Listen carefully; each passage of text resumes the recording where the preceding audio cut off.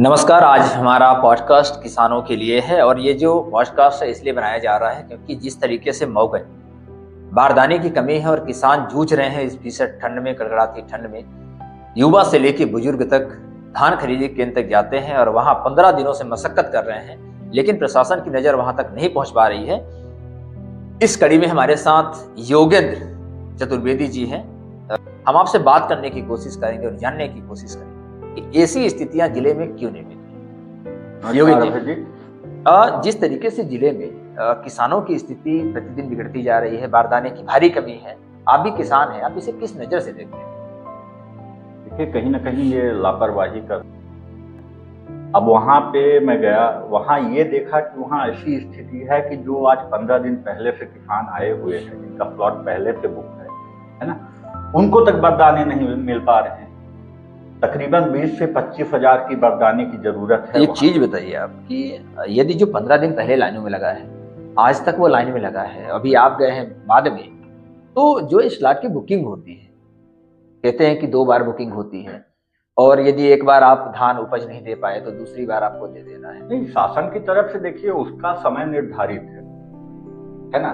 जवाबदेही किसकी बनती है? अगर वो समय निर्धारण की जो समय दिया गया है, अगर वो समय निकल जाता है, जैसे मैं किसान हूँ, मेरा प्लॉट बुक है 1 जनवरी से 12 जनवरी, 12 जनवरी निकल गया तो हाँ, उसके बाद का क्या होगा? कौन जिम्मेदारी लेगा? अगर बारदाना नहीं है तो इसमें किसान की गलती तो है नहीं। आप रजिस्ट्रेशन कर रहे हैं तो आपकी खरीदी क्षमता तो पूर्व से निर्धारित है। हाँ, वो रजिस्ट्रेशन के समय पता चल जाता है कितनी खरीदी पूर्व से निर्धारित है। लगभग 1500 कुंटल का ऐसे कुछ होता है, 24,000 कुंटल का ऐसा कुछ था। तो क्लियर नहीं है मुझे ज्यादातर, क्योंकि रजिस्ट्रेशन स्लॉट बुक करते समय वहां पे क्विंटल की क्षमता दिखाई देती है पर डे की।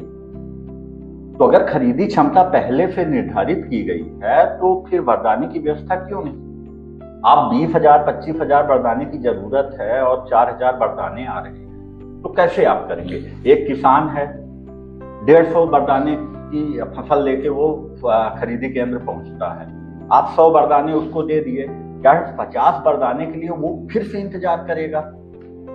और एक बड़ी बात है कि ये भारी किल्लत है किसानों के लिए। भीषण ठंडी है, आप देख लें किस तरीके से हाड़ कपा देने वाली ठंडी है और कड़कड़ाती ठंड में, भीषण कोहरे में बुजुर्ग भी जाते होंगे। बिल्कुल जाते हैं, बिल्कुल जाते हैं। तो ये सब लोग कैसे वहां रात गुजारते हैं? 15 दिन से आप कह रहे हैं अनवरत ही लोग वहां बैठते हैं। बिल्कुल। इसके बावजूद ऐसी स्थितियां निर्मित हो रही है कि आज तक बारदाने की कमी से जूझ रहा है जिला। नहीं, मुझे लगता है कि पहले ऐसा नहीं होता था।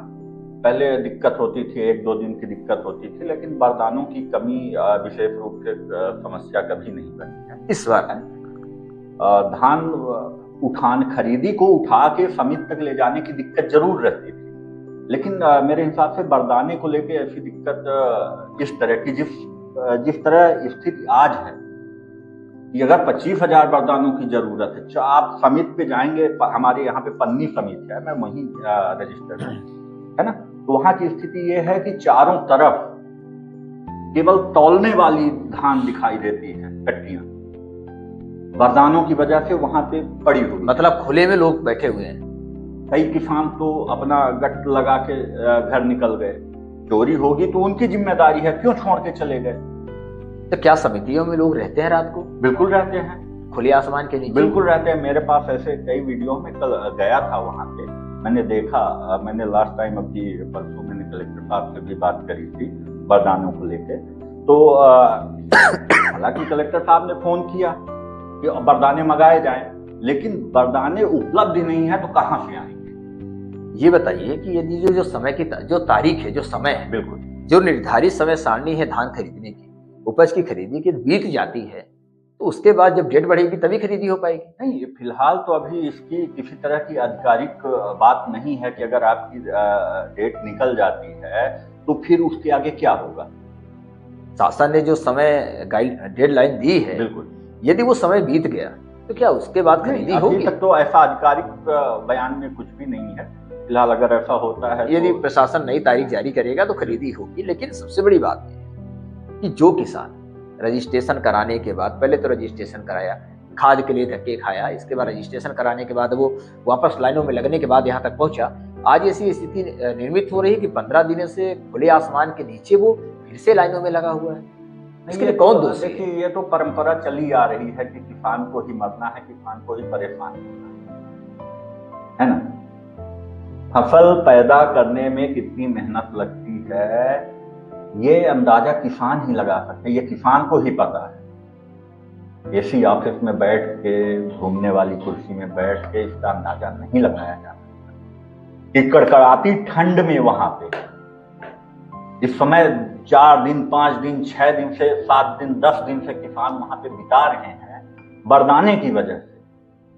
ये कहीं ना कहीं लापरवाही का विषय तो है। हाँ, ये 15 दिन से किसान लाइनों में है तो कहीं ना कहीं ये लापरवाही है। ये बताइए कि आप लोगों ने प्रशासन से अपील भी की, मुलाकात भी की, बिल्कुल बात भी की, कोई समस्या का निराकरण निकल के आया सामने? हालांकि कलेक्टर साहब से मिलने के बाद आश्वासन उन्होंने तुरंत 4000 वरदाने और उपलब्ध कराए, लेकिन केवल 4000 वरदानों में नहीं होना। इतनी खरीदी केंद्र है, इतना बड़ा जिला है। बिल्कुल। तो आप प्रशासन से क्या मांग करते हैं? प्रशासन से यही मांग है कि जल्द से जल्द जब खरीदी क्षमता पूर्व से निर्धारित है तो वरदानों की व्यवस्था होनी चाहिए। इतना बड़ा विषय नहीं है वरदाना, मतलब वरदाने की वजह से किसान केवल वरदाने की वजह से। जगह भी पर्याप्त है, खरीदी वाली धान उठ भी रही है, समितियों तक, अपने गोडाउन तक पहुंच भी रही है ना। केवल और केवल समस्या लेके वरदान। मौसम खराब रहता है, मान लीजिए किसी दिन बारिश हो गई, धान खुले में है तो किसान की पूरी फसल नष्ट हो जाएगी। तो उसकी जिम्मेदारी किसकी? तो किसान की होगी। मतलब समिति से कोई मतलब नहीं? फिलहाल तो अभी तक ऐसा मुआवजा का कोई वो नहीं कि बारिश हो गई और समितियों पे वहां का किसान लेके खड़ा हुआ है फसल अपनी और फसल बेच गई, वो किसान की जिम्मेदारी है, उसकी रक्षा किसान करे। मतलब खाद लेने से लेके धान बेचने तक, उपज बेचने तक किसान लाइनों में ही लगा हुआ है। आप अक्सर देखते होंगे कई आकस्मिक ऐसी दैवीय होती हैं घटनाएं, जैसे बाढ़ हो गया है ना, शीतलहर का प्रकोप हो गया। आप इस समय देखिए अरहर तुअर जिसे आप बोलते हैं, है ना, तो पेड़ अपने आप सूखने लगे हैं, है ना, इतनी ज्यादा ठंड है। हाँ बिल्कुल। तो वो किसान की ही समस्या है, उसमें किसी से कोई लेना देना नहीं। जो भी नुकसान है वो किसान का है। हाँ, योजनाएं चलती हैं, योजनाएं जो भाग्यवान किसान हैं उनको मिल जाती हैं, और जो बेचारे, मतलब आप कह रहे हैं किसान भी मुकद्दर के तरह ही काम कर रहा है, मुकद्दर काम कर गया तो कर गया। ये सबसे बड़ा सवाल है कि पूरा जिला बारदाने की कमी से जूझ रहा है। स्लॉट जो बुकिंग की तारीख होती है, जो मुझे जानकारी है, 2 बार ऑप्शन खुला होता है। एक बार यदि आपने स्लॉट की बुकिंग की और आपने धान जो उपार्जन है आपने नहीं बेचा तो एक बार आपको वो मौका और मिलेगा, और दूसरे मौके में आपको उपार्जन बेचना ही होगा। यदि वो तारीख खत्म हो जाती है तो फिर पोर्टल पर आपका नाम जो है वो प्रदर्शित नहीं होगा, अपना जो उपार्जन है आप उसको बेच नहीं सकते हैं। तो जो इस डेडलाइन से बाहर निकल चुका है, जो तारीख है उससे बाहर निकल चुका है, उसकी धान कैसे खरीदी जाएगी? कौन उसकी धान को खरीदेगा? कौन किस समिति में वो धान लेके जाएगा? ऐसी स्थिति में जो वो धान है, जो उपार्जित धान है किसान की, वो बिचौलियों के हाथ जाएगी या व्यापारियों के हाथ चली जाएगी। लेकिन किसान से लाइनों में लगा हुआ है और प्रशासन से लगातार बारदाने की कमी को लेकर अपील कर रहा है और बोल रहा है कि बारदाने की उपलब्धता कराई जाए, क्योंकि धीरे धीरे जो खरीदी की समय तारीख है वो बीतती चली जा रही है। बहुत कम समय बचा हुआ है। यदि वो तारीख बीत गई तो किसानों की फसल कहाँ जाएगी? कई सारे सवाल हैं और जो इसका जवाब है वो प्रशासन के पास है। देखना दिलचस्प होगा कि प्रशासन इस पूरे मामले पर क्या कार्रवाई और इनकी मांग को मानने के लिए अपना कदम उठाता है।